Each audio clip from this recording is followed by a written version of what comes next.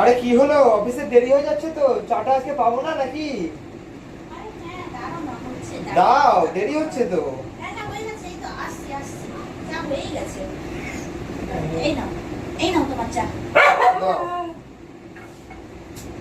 আরে কাপে কেন? তুমি তো জানো আমি ভাঁড়ে চা খেতে ভালোবাসি। মাটির ভাঁড়ের সোদা গন্ধ আর চায়ের উষ্ণতার যে মাখামাখি ভালোবাসা, তার কোনো বিকল্প আছে? এখন তোমার বুঝি অফিসের জন্য দেরি হচ্ছে না? এত ডায়লগ মারতে পারছো, এখন তোমার অফিসের জন্য দেরি হচ্ছে। বেশ, ঠিক আছে, দাঁড়াও একটু অপেক্ষা করে তুমি তোমার প্রিয় মাটির ভাঁড়ে চায় দিচ্ছি। Thank you. তোমার মনে আছে যা, কোনো এক শীতের সকালে আমাদের প্রথম দেখা হয়েছিল? মনে পড়ে সেদিনের কথা, যেদিন তুমি কুমোর পাড়ার নরম মাটি দিয়ে তৈরি হয়ে সেজে গুজে বসেছিলে, আর রোদের আলোয় তোমার নরম গা চিকচিক করছিল। যে গাটা তুমি শিখে নিচ্ছিলে রোদের আলোতে, আর তোমার ওই নরম চিকন শরীর দেখে আমার মনটা পুরো নিচে উঠেছিল তোমার মধ্যে বিলীন হয়ে যাবার জন্য।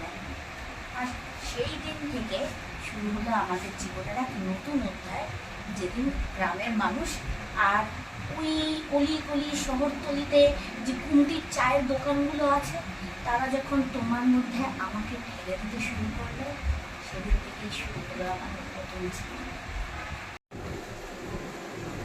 আমার সোদা গন্ধ আর তোমার উষ্ণতা যেন মিলেমিশে একাকার হয়ে যায়। আমি তো তোমার অপেক্ষাতেই বসে থাকি। আর আমি সেজে গুজে বসে থাকি, আর গরম জলে ভিজে চুপচুপে হয়ে নতুন উষ্ণতায় ফুটে উঠে তোমার মধ্যে বিলীন হয়ে যায়। গ্রামের মানুষগুলো আর ওই যে গুমটি ঘরের চায়ের দোকানের আড্ডা, ওরাই হয় আমাদের এই নতুন জীবনের সাক্ষী। নীরবে আমাদের প্রেমের সাক্ষী বহন করে নিয়ে চলছে সেই যুগ যুগান্তর ধরে।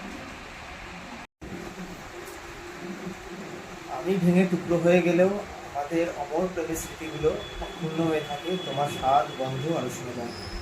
আমার ভাঙা টুকরোগুলো তো সেই স্মৃতিগুলো বজায় রেখেই হলো।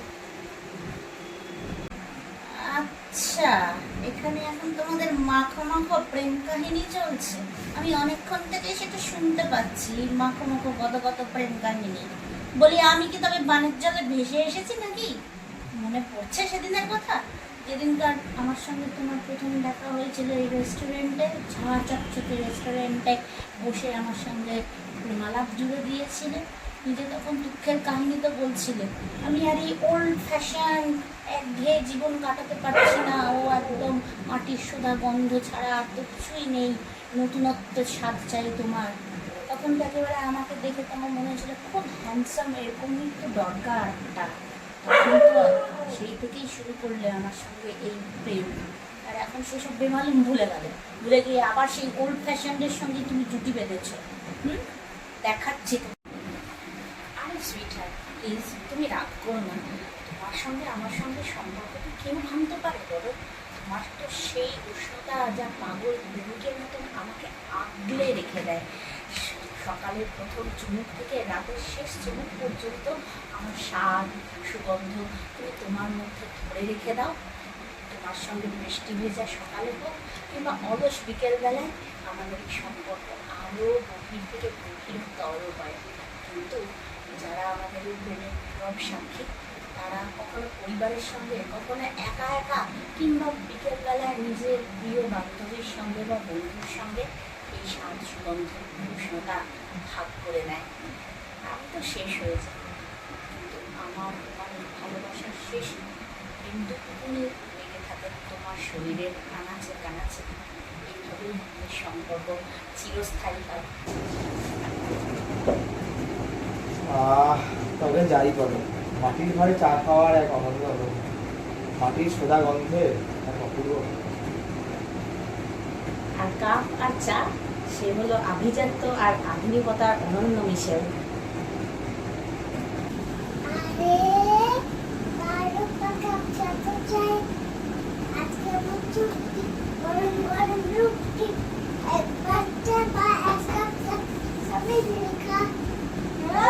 বাবা